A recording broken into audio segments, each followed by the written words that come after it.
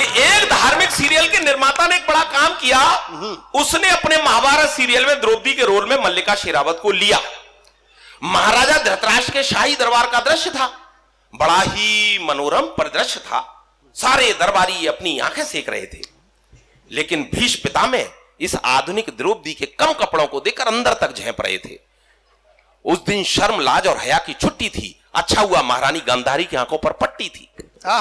अचानक दुर्योधन ने क्रोध में आकर उछाला एक जुमला गंदा, बोला इस द्रौपदी ने मुझे अपमानित करने के लिए कहा था कि अंधे का पुत्र अंधा। यह सुनकर द्रौपदी बनी मल्लिका मुस्कुराई और थोड़ा सा दुर्योधन के नजदीक आई।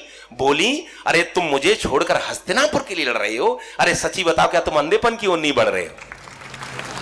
मुझे छोड़कर तुम हस्तिनापुर की लड़ रहे हो? अरे सच्ची बताओ, क्या तुम अंधेपन की ओर नहीं बढ़ रहे हो? यह सुनकर दुर्योधन ने दुशासन को आदेश दिया। बोले, भाई एक काम करो, इस द्रौपदी का चीर हरण करे से सार्वजनिक रूप से बदनाम करो।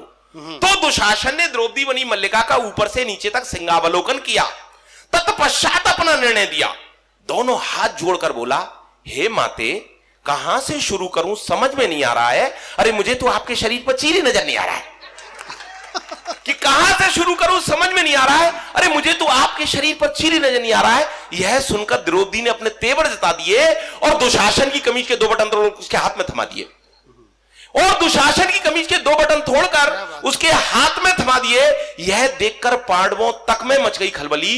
बोले, यार इससे तो अपनी अज्ञातवास की जिंदगी भली, अरे इसने तो हमारी सोई हुई आत्मा जगा दी। अरे ये द्रौपदी तो हमने गलत दांव पे लगा दी। थोड़ी ही देर में दुशासन द्रौपदी के सैंडल की हील हो गया और सारा वातावरण चीर हरण के बजाय कमीज हरण में तब्दील हो गया। कि सारा वातावरण चीर हरण के बजाय कमीज हरण में तब्दील हो गया। उसको बचाने के लिए भगवान श्री कृष्ण भी नहीं आए। यह देखकर हमारे मन में यह विचार आए कि इस देश में अबलाओं के चीर हरण करने वालों का यही हश्र होना चाहिए। वे मल्लिका की तरह तन पर कपड़े कम पहने या ज्यादा, पर हर नारी के मन में दुराचारियों को सबक सिखाने का लक्ष्य होना चाहिए। बहुत बहुत